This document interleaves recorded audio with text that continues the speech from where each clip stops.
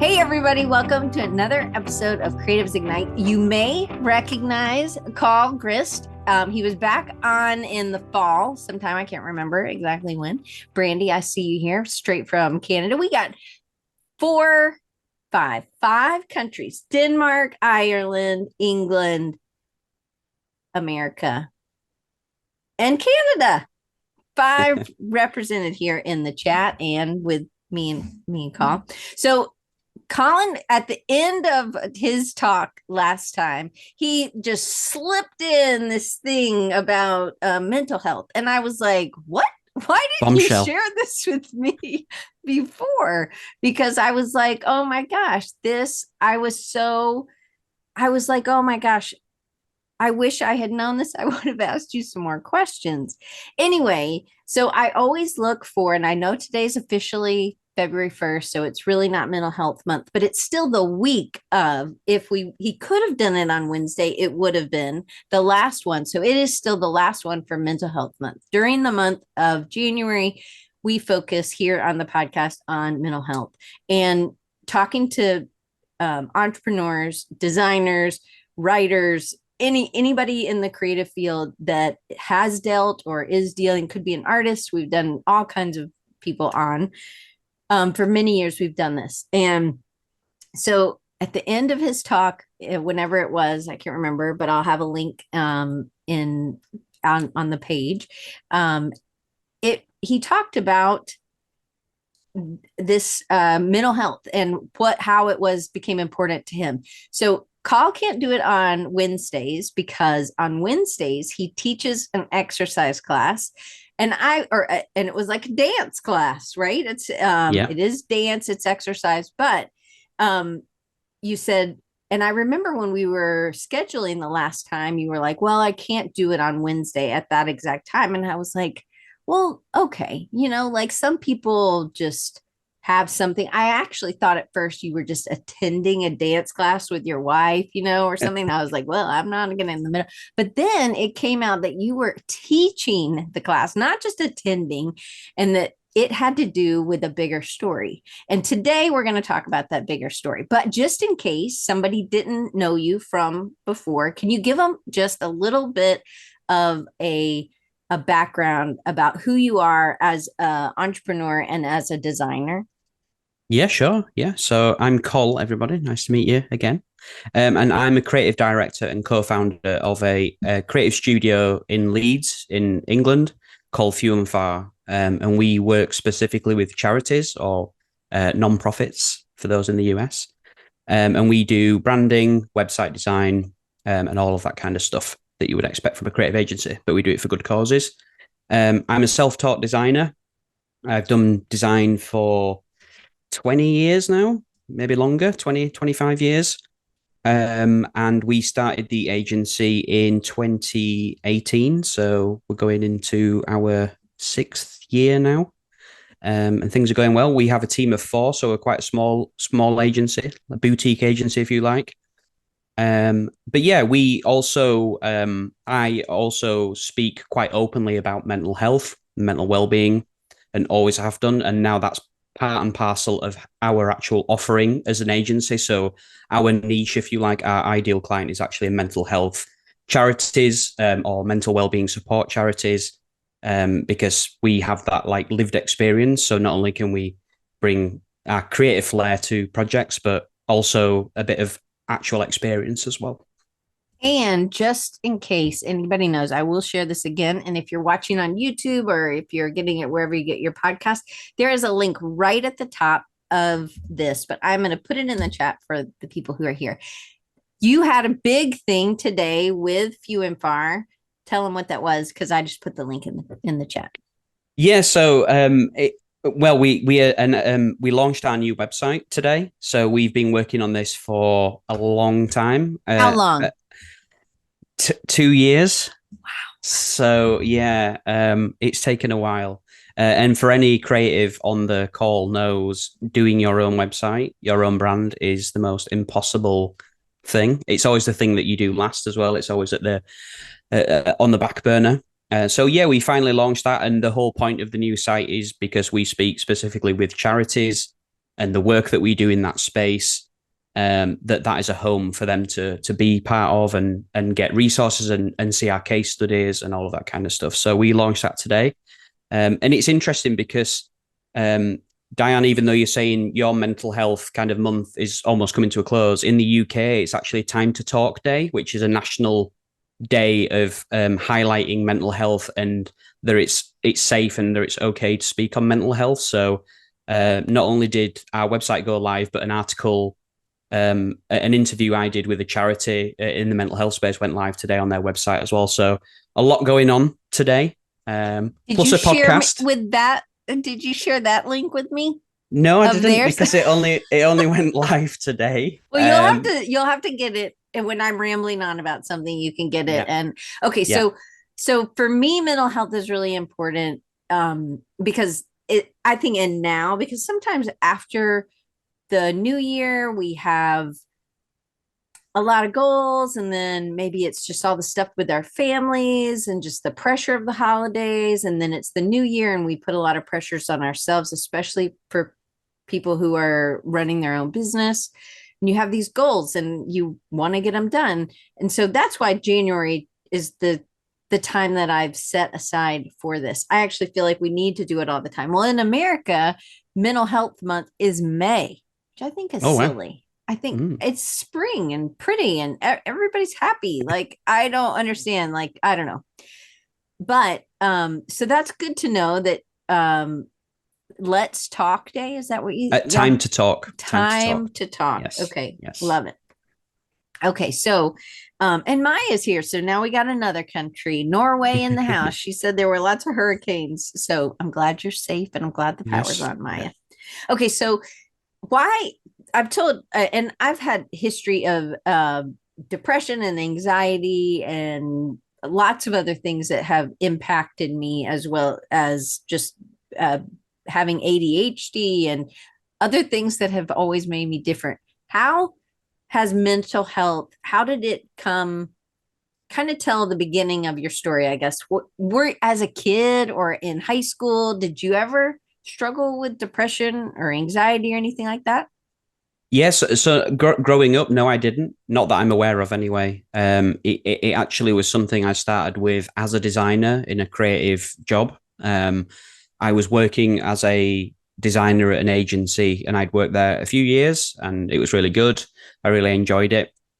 But I started. I was given an opportunity to work on a really big, important project, which was actually for a nonprofit, and I was super excited. Obviously, the opportunity to not only kind of lead on the creative of a project, but doing it for a great cause was really, really exciting for me.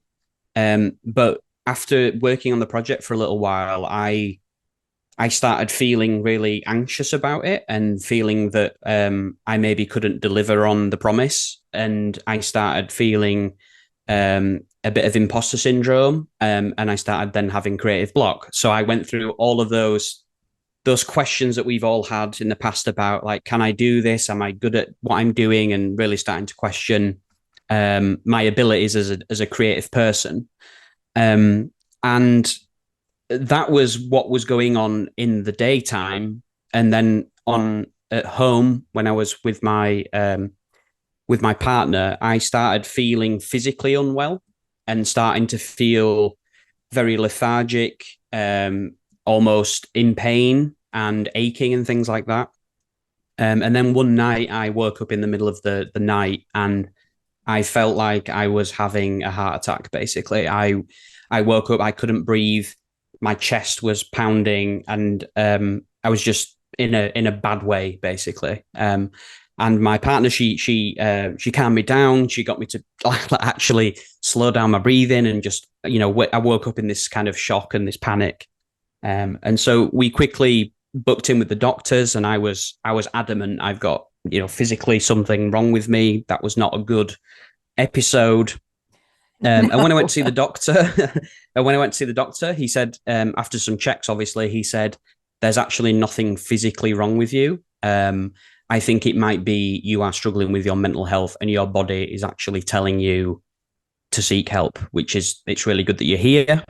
And that was the first time really I'd ever even considered mental health, mental illness, mental well-being as a thing. And How at old that were you? time, Can I ask? so that was in 2014. So that was what, 10 years ago. So I was 29. Yeah, 29 then I was. So, I'd never had any problems up until that point. And you'd been Um, in stressful situations before. This isn't, I mean, Very you'd much been so. Yeah. working for a long time, for over 10 years. Yeah. So it wasn't like, um, I don't know if it was just that one client or you were putting the pressure on yourself because I don't think it was the client. It wasn't like the client was a bad client. I think it right. was the pressure I was putting myself under to be Mm. a better creative and trying to do the best. We always strive, right, to be the best designer we can, and the next project is going to be better than the last one. And I think it just culminated in this incredible pressure that I put myself under. And it obviously it came out in strange ways, such as my body aching and my chest hurting and basically crumbling at that point. And yeah, I remember when the doctor said that to me, and I was like, no, that's not me. Like almost, refusing to accept that was You what couldn't believe that was that you thought no, something was wrong because it was a yeah, physical ache and yeah, yeah, and it was just obviously when someone says to you, I think you're depressed, or I think you are this or you're that. There's obviously that instant shock that you get, but yeah, I struggled to comprehend almost what was being told to me at the time. But yeah, that's really where my journey started with mental health. So yeah, 29. So I'd lived quite a bit of my life at that point. absolutely. Okay, so this is what I think, and you and I had talked about this a little bit. Mm-hmm. Sometimes I think that so with panic attacks, and I don't know if that's officially what you had, but I think it was. Yeah, I think it was a panic attack. Yeah. and I have had many people who have had panic attacks, and it does feel like a heart attack.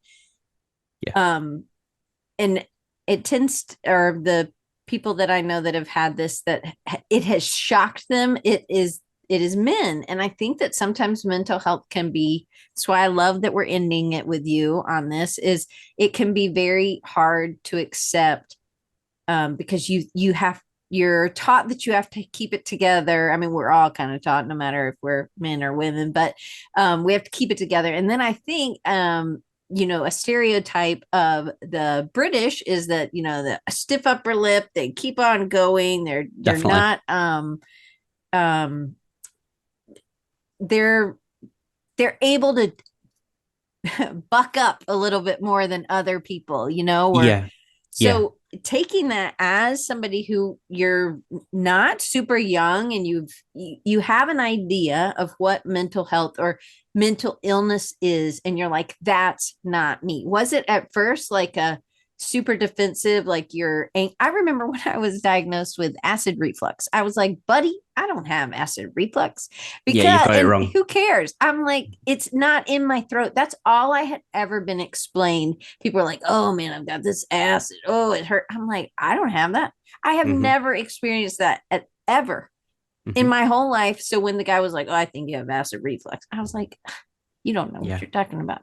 And I Yeah. didn't take the medicine. So Mm-hmm. it was that, like, I mean, acid reflux can result in other kind of pains. Just so you know, it's not Sure. always in your throat, people, but this is an acid reflux day. So, but mental health, wellness, whatever. You think that it's one thing, Yeah.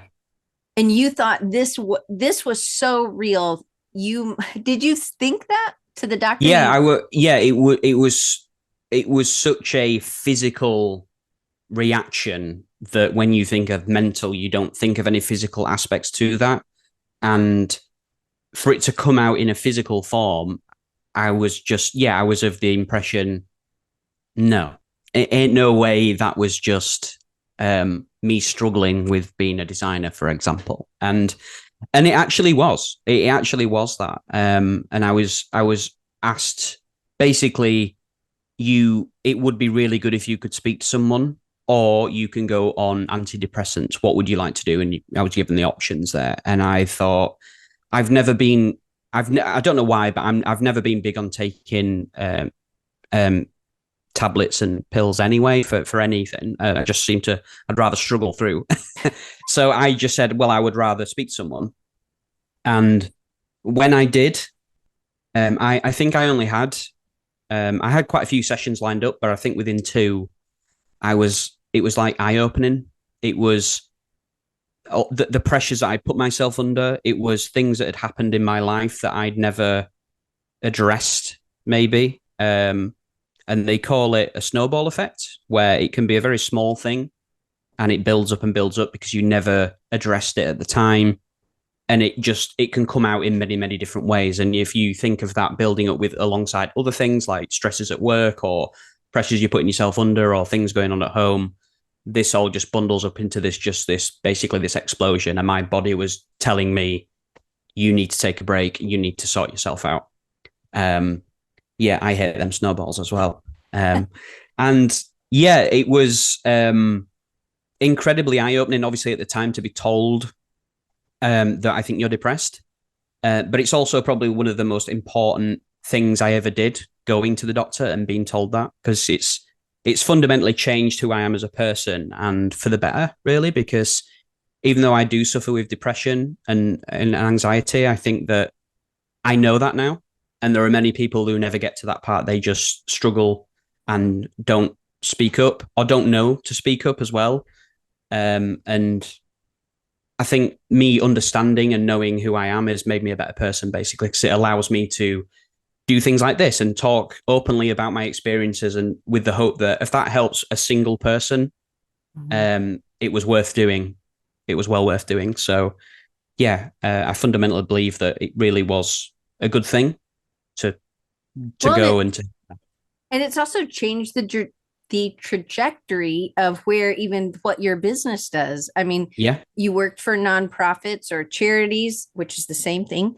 Mhm. And but now you're even niching down even more because Yeah. that is something that is so you get this diagnosis, which I'm Mhm. sure that doctors don't love giving this. They, in some ways, you kind of are like, I want something to be wrong physically because you've avoided dealing with this Mm. thing in your past, that snowball Mhm. that Maya says, right?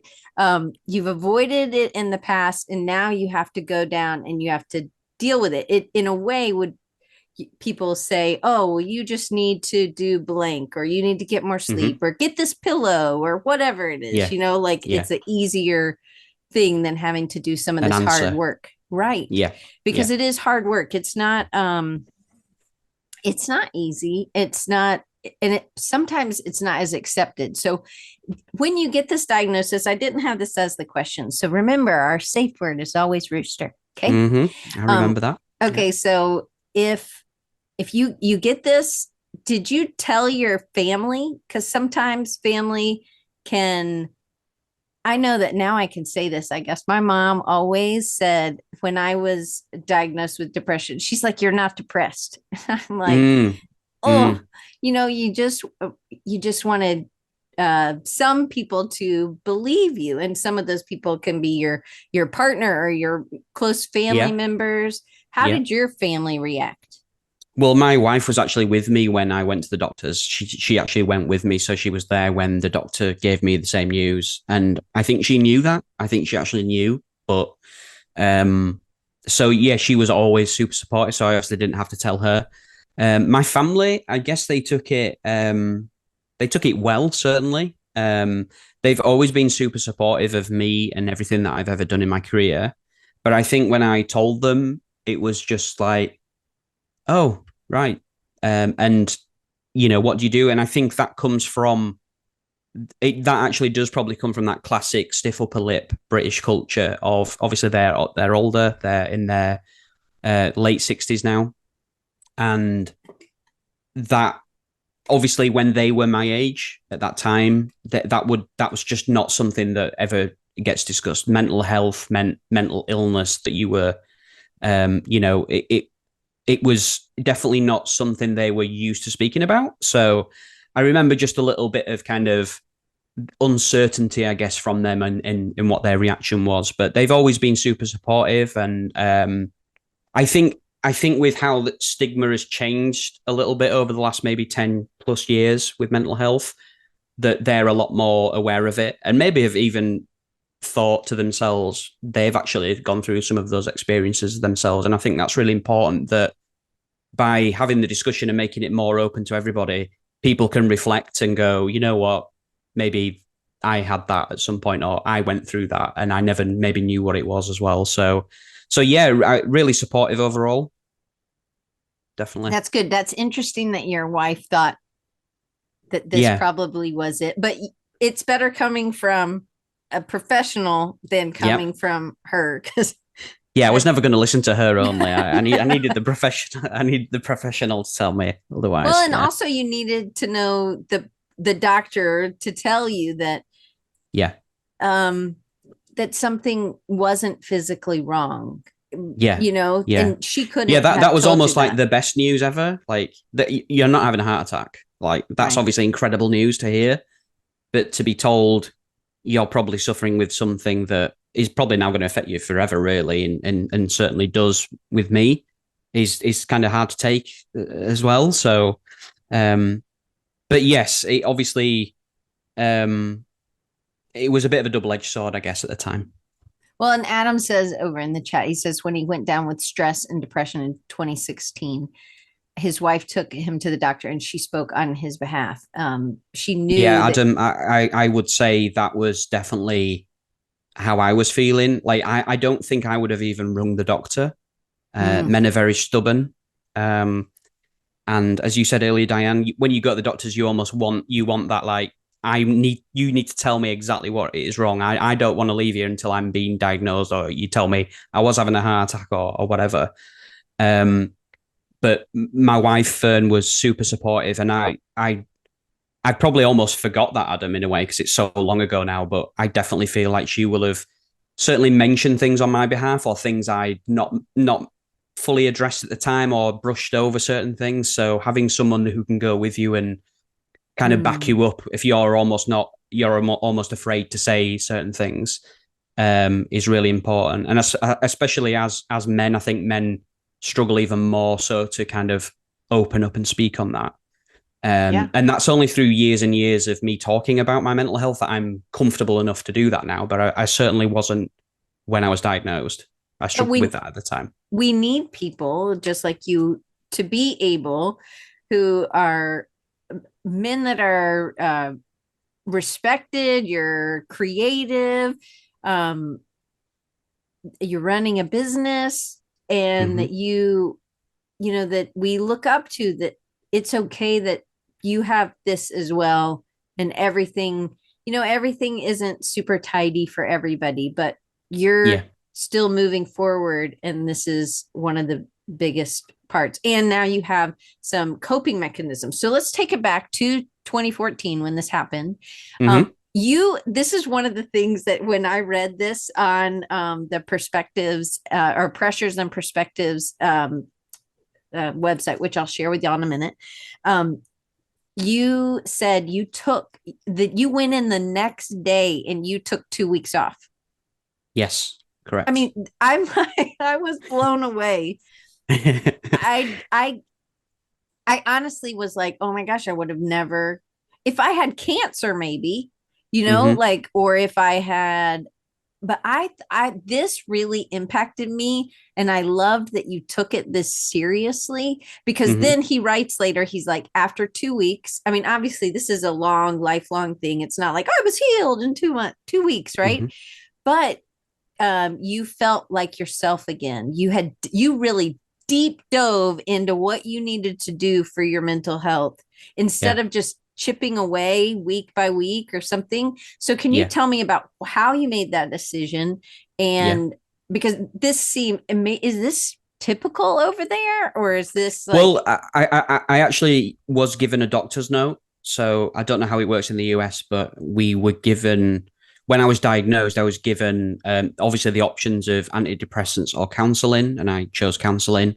But I was also given by the doctor a sick note, effectively, where it was like, I advise Colin takes X amount of time away from work. two Um, weeks? 2 weeks, yeah, 2 weeks. Wow. So Yeah. this was doctor orders. No, this does not happen over here. Yeah. Right. Well, yeah, and that 2 weeks was really, really important in me kind of just stepping away from the work environment. And my work environment wasn't toxic, but obviously how I was feeling in a way almost was. And being able to step away from that, and the place that I worked actually was incredibly supportive at the time. Like they accepted that. They never contacted me. They left me alone basically, and that was massively important. That But also I wouldn't happen over here. I feel like we'd be That's like, well, fair. we can't find that file. Can you just go Yeah, ahead and just yeah, tell us where I it get is? it. I get it. I get it. But yeah, I did I went out. My wife and my brother-in-law took me out. We went to like museums, went to the park. We we did everything that you would think of now of doing when you are in a stressful environment. You get out of that stressful environment, you go outside, you get some fresh air, you go out for food, you spend some time with your loved ones, you do all of the things that make you feel normal again, basically. And yeah, that was incredibly important because when I went back to work, um, I obviously I felt a little bit uncomfortable about doing that. It's the first day back and all of Sure. that kind of stuff. And one thing that really opened my eyes and I've never forgot is that when I went back after a few weeks, we had an opportunity we used to do these things called 360 reviews, where it's reviews from every single person in the team, not just a line manager, about your performance and how people are doing. And what came out of mine was every review I'd ever had at anywhere I worked was incredibly positive. But this review was positive, but some of the comments were like, he's not being himself and he's been a little bit short and he's been a little bit different to normal. And it was these kind of comments where it was like, people had noticed that I was struggling, but didn't even know how to approach it, didn't mention it. And just so obviously with the opportunity to give a review, they were kind of giving me that feedback then. And I felt really, I guess, sad about that like no one had spoken to me about it. But it was really eye opening because at the time when I was at work, I felt like I was completely normal, but I was just in myself, like the pressures and I'm struggling. But it was actually outwardly as well. Like people could physically see it that I was not the same. I was not quite as bubbly or as chatty or as positive as Mm. I normally are. But no one had approached it or broached the subject with me at the time. Um, and I think that's really important to be aware of that there are people. If you think someone's not quite right or they're a little bit different to the norm, then maybe more going on than you realize. And that was a real eye opener for me when I heard those comments because I was like, I thought it was fine. I didn't think anyone would know that anything was going on. So yeah, that was quite a moment. So what would you have, because so I think that is a really, really eye-opening. What would you have done had somebody, because sometimes we don't have words to say, would somebody have said, hey, I just don't feel like you're acting like yourself? Like, what would Yeah. you have said to that? Or would it have started cluing in like, oh man, I thought I was keeping it Mm. together. Yeah, I suppose in a way I don't know how I would have reacted to that. Right. For example, if you'd have said that to me at the time, would I have been really short with you about it? I don't. I genuinely don't know. Um, and that's difficult. That is a tricky situation. I completely understand that. But I feel that like something could have been done just to try and highlight it to me, and maybe I'd have realized and gone, I'd have come home and gone, people have sort of mentioned to me that I'm not quite right. I'm not myself. Maybe I should do something about that. Um, but because they didn't, it only came out when I had like almost a physical panic attack where I was like, I'll have to go do something about it. So yeah, it can be difficult. I get that. Okay, so I'm also trying to paint the picture prior to the episode, the panic attack and getting diagnosed.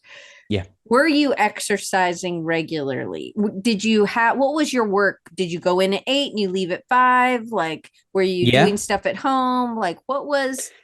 No, I was physically in very bad shape, to be honest. I definitely put my physical health on the back burner to be basically a better designer.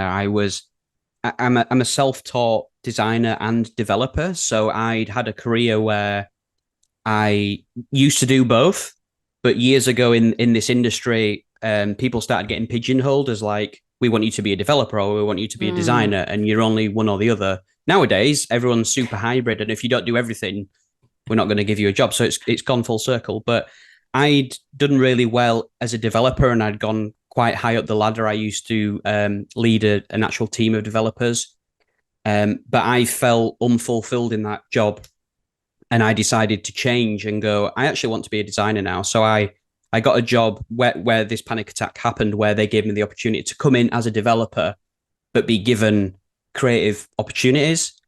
And this was one of those creative opportunities, you see. So you can see how that pressure of like, I really want to deliver a really great creative mhm. piece, great website, was just stacking up on top of me.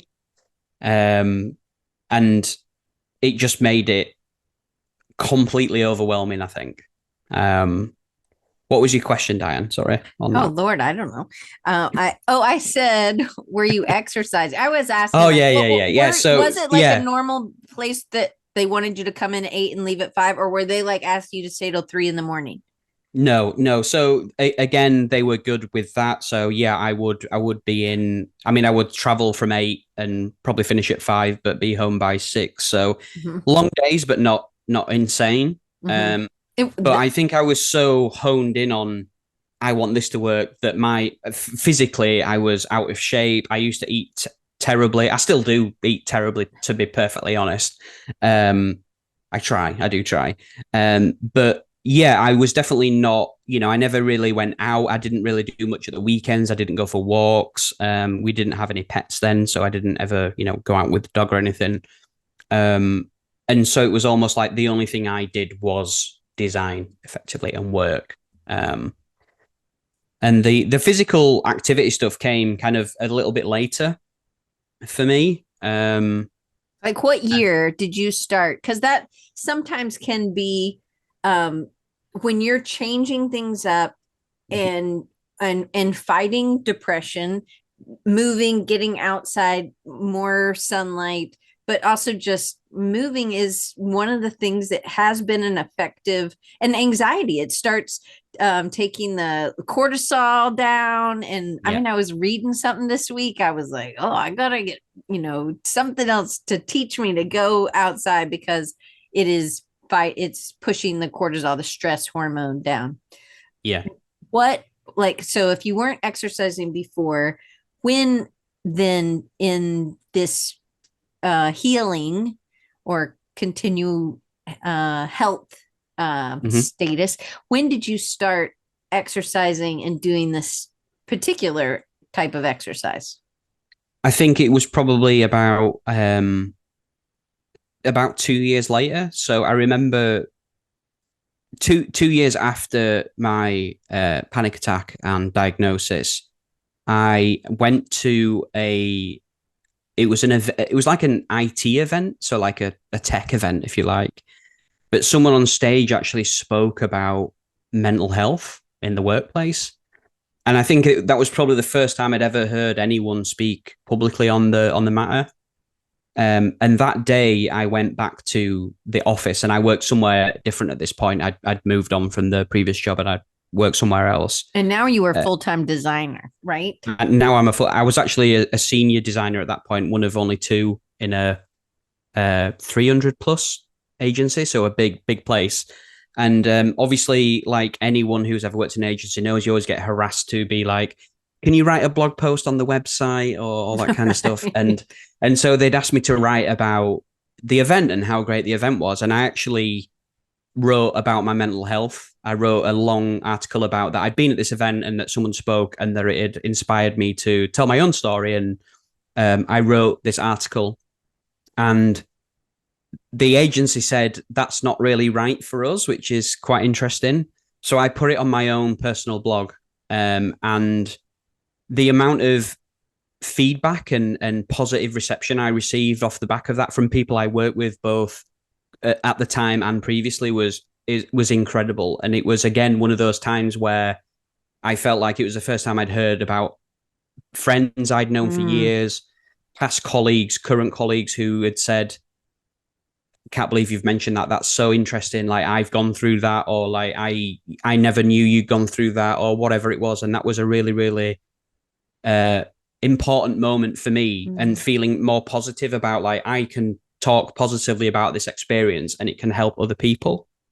And then a year probably went past from there, and I started, I was in a better place. I was in a job that I enjoyed, and I was, feeling confident about how I spoke about how I feel and all that kind of stuff.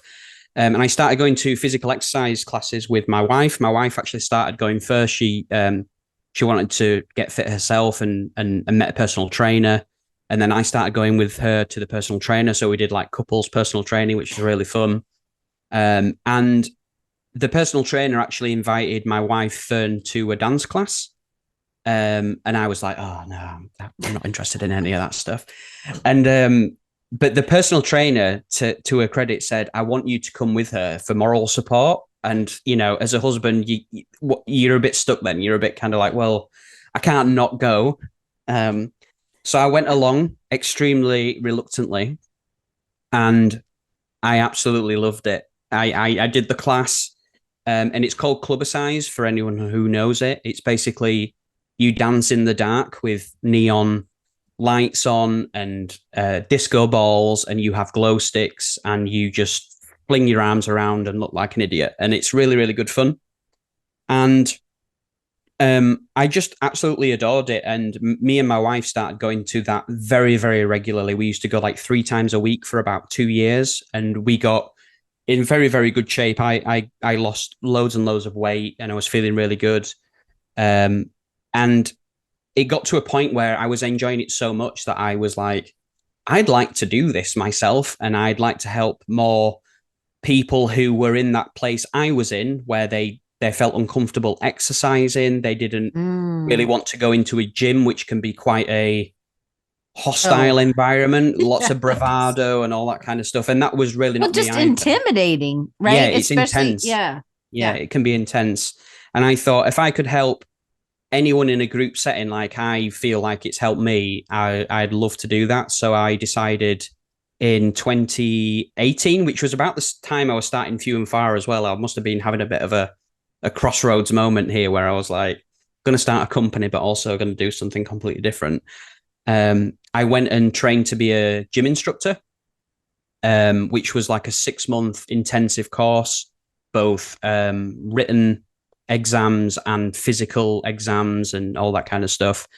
And starting on that journey was, well, it was insane, really. It was completely out of my comfort zone. I was going to go and train to be a gym instructor, and I'd never been in a gym myself because I didn't like the gym. So I had a lot to learn. But coming out of the back of that, that allowed me to actually then like legally do the dance classes, with a proper qualification myself. And then I've done them ever since. So I do them every Wednesday night, as you know. At 7:30, that's when you're doing it. So 7:30 for my local community, yeah. did I make this up that where your local one was closing and you were like, I'm gonna bring this closer? Did I make that up in my head? Well, the not really. No, the lady who ran them, the PT who we started with, she moved away, and Okay. so I thought, well, I'd like to run them in my local area, which didn't have the class actually. So I started them there, and I'm the only one in the sort of whole area that does them now. So yeah, it's pretty good, and it's really interesting how it's kind of crossed over with my professional career as well, because I do it purely for the enjoyment and for the physical activity itself, and because I like to bring people together. But by doing it, the charities that we work with professionally, have asked like, oh, that's really great. Would you like to do a fundraiser for us or things like that? So we've done fundraisers where we've raised loads of money for the charities that we work with through my fundraiser. And I even managed to persuade my business partner, Tom, to come along and dance along to that, which he hated, but it was all for a good cause.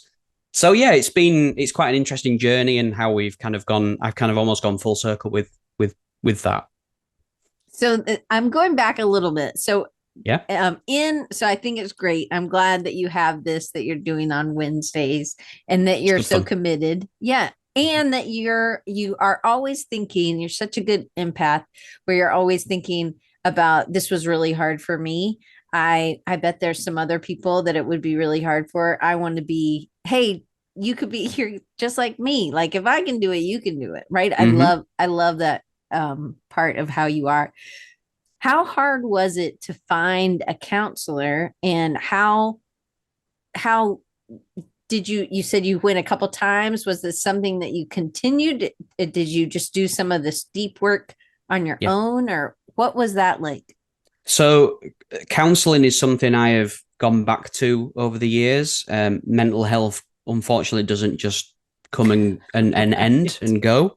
Right. I'm on antidepressants actually right now, because I'm going through some hard times. We've just had a newborn baby, and it was all quite a lot and quite stressful and um, difficult in parts. So I've been struggling. So I'm on antidepressants, and counseling is something I've gone back to many times on both a single level, but also me and my wife have gone for counseling to help with our relationship. And I don't mind talking about that because it's super important to talk to people. And sometimes we need, just like we mentioned earlier on, where I wouldn't have listened to Fern, but the doctor I will definitely listen to. Sometimes me and Fern argue, and you need someone to come in, like as an intermediary, and help out with that. So, um, yeah, like counseling is something that obviously started way back when I was diagnosed, and that was something that the doctor actually arranged for me. So Oh, NHS, hooray, yeah. we have that. Yeah. So and National Health System is the S system service, service. yeah, National Health Service, yeah. And I've also done paid counseling over the years as well. I just think it's incredibly important to, when you feel how you can sometimes feel, to go and speak to a professional where Mm, they do not judge you. They just want to help you, and they can yeah. understand you like that. It's incredible. You can be there 20 minutes and they already know more about you than you know yourself. Imagine what it can be like when you have 3, 4, 5 sessions like that as well. It can be incredibly eye opening and incredibly insightful to see where the things are that have affected you to be where you're at right now, and how you can address those and move forward. So counseling is incredibly helpful for that. Sometimes I have found that it can be hard to find a counselor that it's a good fit with. Fit. Yeah. And it's not like the same counselor is going to be your counselor for the rest of your life. Like No. sometimes it's like this person is really good for this person is really good for this, just like you Yeah. would with a regular like knee doctor and then a Mm-hmm. neck doctor or whatever, right? Yeah. But do you have any advice on someone finding the right counselor for what they were going through? Well, I think I've always been quite lucky in that the ones that I have worked with or spoken with have always just, I've always resonated quite well with them. I think it's finding a counselor though, like a marriage counselor, for example, is it's like when you want to buy a product and you look at the reviews. Like Mm-hmm. it is literally, you can go online and find a counselor, and you can see what people think, what people say, how much the counselor is, the type of specialities and topics they are really really good at, their credentials, their accreditations. And it's like doing anything else. You want to get the right thing for you, right? So and even if you feel exactly like you've got exactly the right counselor for you, and you go meet them and the first session is just difficult and hard, that doesn't mean that that's over for you. Just go find another one. They are, Right. if they don't feel like they can help you, like, then they're failing at their role as well. So you can always just stop and go with someone else. So, it's more important that you get healthy than that you're trying to just get on with someone who, when it's not working out. Right. So yeah, just do your research, and no one knows what you want more than yourself. So look into who they are, how long they've been doing it, where they are, and make the right choice. And even if it doesn't work out with that one, there'll be another one that does. So Don't just give keep up. going with it. Yeah. Don't give Don't up. give up. Yeah. Yeah. And also talk to somebody else who is maybe in your area that maybe has had, Yeah. maybe they have somebody to recommend, or their counselor could recommend a counselor or something. Yeah, Um, 100%. I mean, I would, if someone ever came to me about a counselor or a marriage counselor, I'd be like, I would definitely recommend X or Y, because there's nothing better than a recommendation from someone you are friends with, or or a family member. So, yeah. All right. So I'm gonna rapid fire these. Because okay, I cool. told you I would gonna do my best to end at the right time. So I I don't think this is the same thing, but I think creative block can Mm, feel stressful, and it's something maybe in addition to depression or anxiety that sometimes we can have blockages, and it feels like we're just doing the same thing all the time. mm. Does creative block ever show up for you? It does. Yeah, I think I know when I went through the initial phase with my panic attack, I felt like all of it was going wrong. Creative block, Mm, um, having a bit of an identity crisis, all of that imposter syndrome. But creative block can obviously happen for people who have no other type of mental health problems. Creative block isn't a mental health right. actual issue. But I think all creatives have had points where they are staring at their screen, staring at their notebook, and they just cannot. It's just not happening on that day or that week. And I've had it certainly at times where I feel like I don't struggle with it a lot, but I always seem to struggle with it more when I feel like this is a big deal. And that can be through it's a big client, or it's a big budget, or it's like I know that they've gone through a really bad thing in the past, and I don't want that to happen with when they work with us, for example. So it's those pressures that I put on myself. Mm-hmm. But I think a lot of it is to do with now being able to manage the pressures and just being able to slow it down, and to be able to go, this isn't working right now. I'm going to go do something about that. So I'm going to go outside. I'm going to Mm, go put my headphones on and go for a walk. I work at home a lot, so I can go downstairs and just go, I'm just going to go make a coffee. And and I think one of the problems, and I know we spoke about this before, Diane, is that when people have got creative block, they are unwilling to step away from their monitor or their mm-hmm. notebook. They just are gonna just sit and stare until something happens, and it doesn't happen, and then you can just imagine it gets worse and it gets worse and it gets worse. And I think the easiest thing is just to stand up and go, maybe I'll try again tomorrow, or I'm just going to go outside for 30 minutes. And that's it's really interesting how ideas just can appear out of nowhere. Mm-hmm. I've had an awful day. I get into bed and then I go like, oh my God, that was like, what a great Mm-hmm. idea that is. So yeah, I think we've all had it. And I think it's just being aware that it's just one of those things, and that you're not suddenly going to be a bad creative or struggle with ideas in the future. It's just in that moment. And what can you do about that moment to kind of appease it? So is it leaving the room? Is it leaving the office? Is it going and speaking with someone? Mm. Many things can help, but don't just sit and try and solve it. I also agree that it's proof that you should go to sleep. Like just go to bed, don't stay up, because things will Yep. connect in your brain on its Yep. own as you do restorative sleep. But 100%. I have an episode about that. Okay, Nice. so okay, this is a great day for this question for you. As you've launched a website that has taken you 2 years to do, right? Huge. This is huge. I'm sure there's been creative blocks or creative pitfalls or technical pitfalls or something. But um, as you've committed to that and committed to your business, how do you Mm-hmm. deal with, or how do you make sure that you continue to keep balance and walk away or create a culture in your company where mental health is important? Well, I think having a workplace and a culture where mental health is important and highlighted and people feel safe to speak about it, I actually think comes because we as founders do that.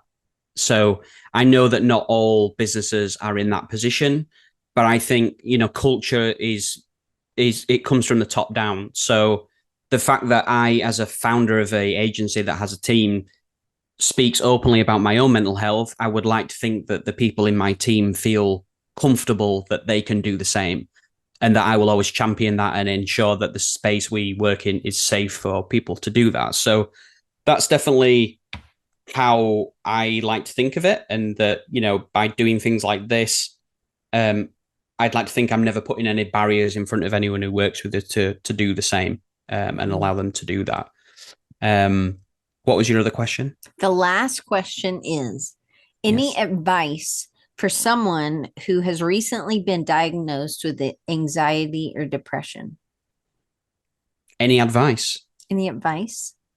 Yeah, it would be to speak to someone, A anyone. professional or anybody? It can be anyone. I mean, I'll speak to you. It really doesn't matter. I think the biggest thing is it's the weight that it puts on your shoulders. It's that kind of Mm, burden of being like bottling it up, not mm, knowing what to say, feeling like you can't tell a friend or a family member or a mm, partner, and just getting it out. So I write a lot about mental health, and I find it so cathartic to actually just write and just say how I feel. And I do that mm. quite a lot. I do it a lot on LinkedIn. I do it a lot on our blog and also on the Precious and Perspective.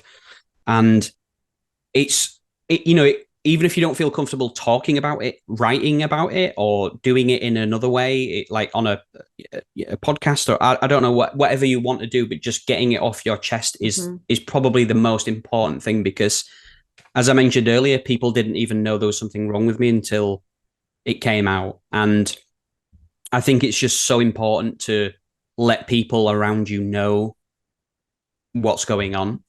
And you don't have to give them all the details, but just, I'm struggling, or Mm. can I have a chat? Can we go for a coffee? Whatever it is. And just getting it off your chest is such a big deal, because we see time and time again that people don't do that, and it ends up, in a worse place than before.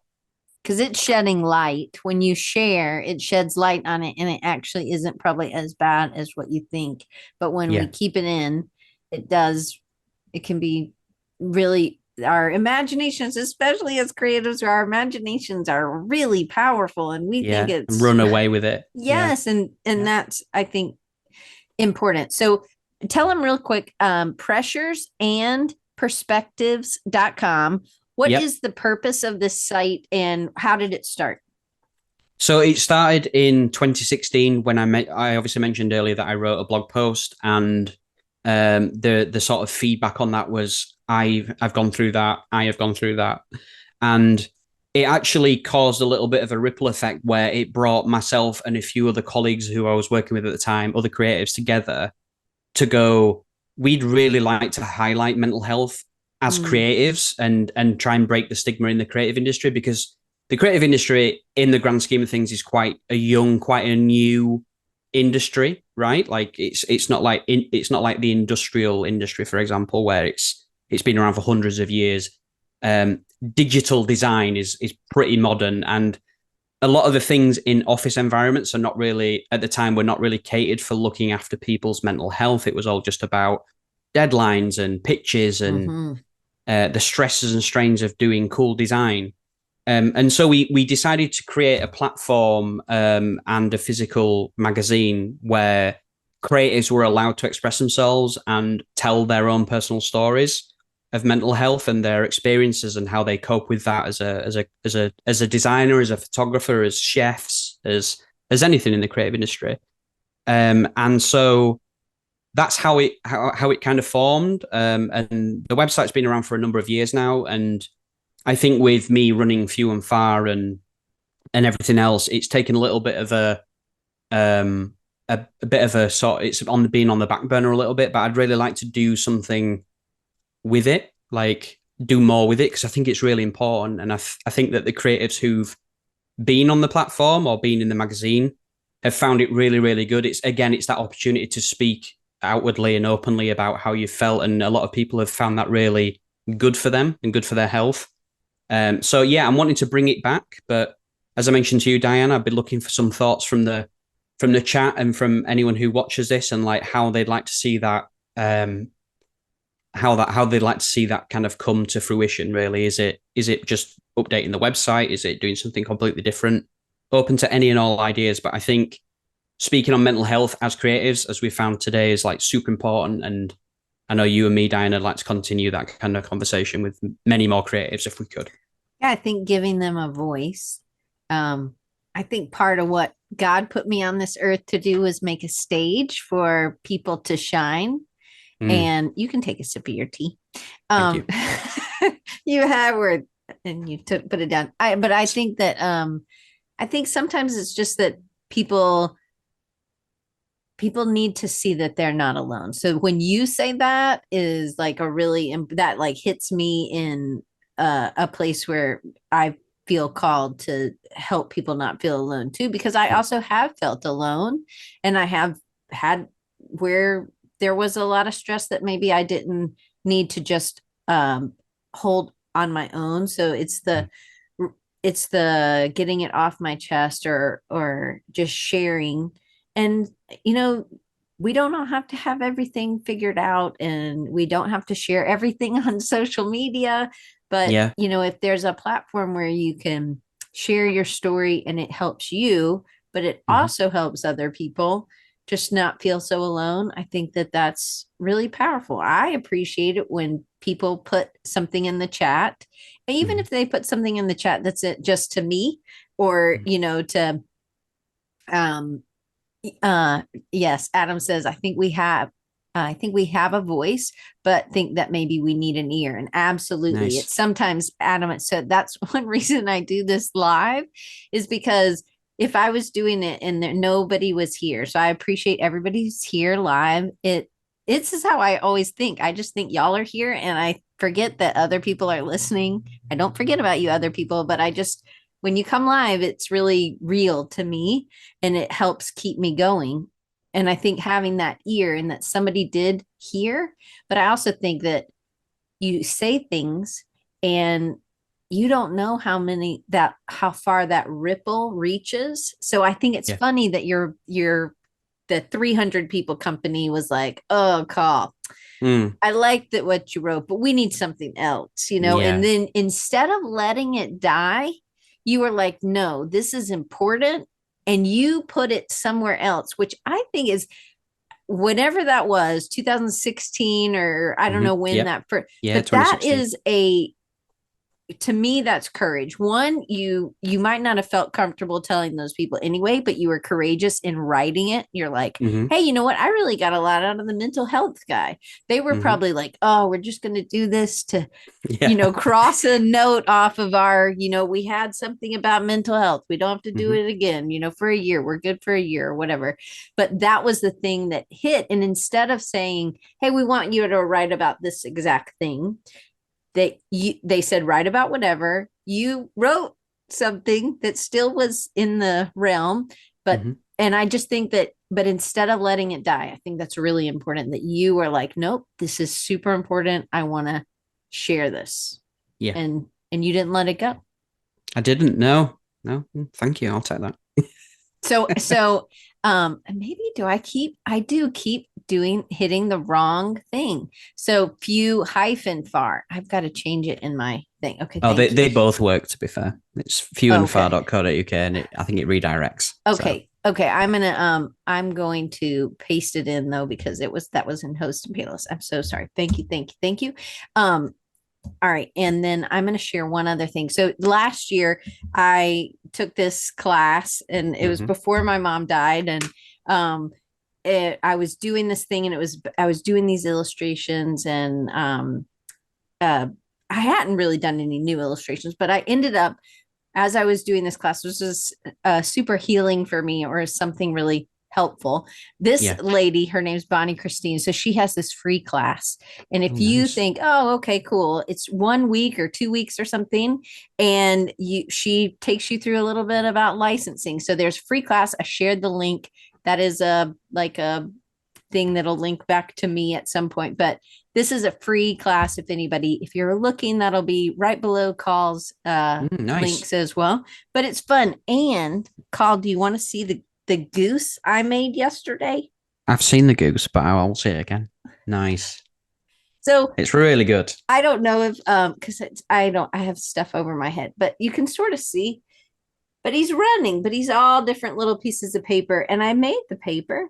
I painted the paper and then I drew on top of it. But my little goose running, I'm excited. So he's going to be a pattern. You're And so talented, Diane. I'm thinking maybe he's going to be in a book and I'm going to make a story with him and these ostriches I've been making. But I just brought the goose. I want to see you do a book series where it's just all of your notebooks that I've seen before. They're so good. Well, the notebooks Incredible. are a little messy sometimes. They're so good though. Like I'd love Why? Kat's in the chat who works with me. She'd love to see your notebooks because Kat has notebooks as well, but yours are on another level of creativity. So Well, I take them to church, and my pastor's like, "Hey, you can post that." And I'm like, "Buddy, I didn't know. I'll just draw. I didn't draw everything you were talking about. Last week I drew an ostrich, and there was nothing about an ostrich at church. But anyway, I think it's good. It's a good part of healing for me. It's just making something and creating, and I have to do this earlier in the day because I get so excited that I can't sleep. So when I've done this late at night, late like 9 p.m., it's like drug. It's like a drug for me. So I can't cut paper late at night. That's fair. Anyway, Carl, thank you so much for doing this. I still You're want to welcome. have you and Tom on together. We'll have Oh have yeah. to figure that out.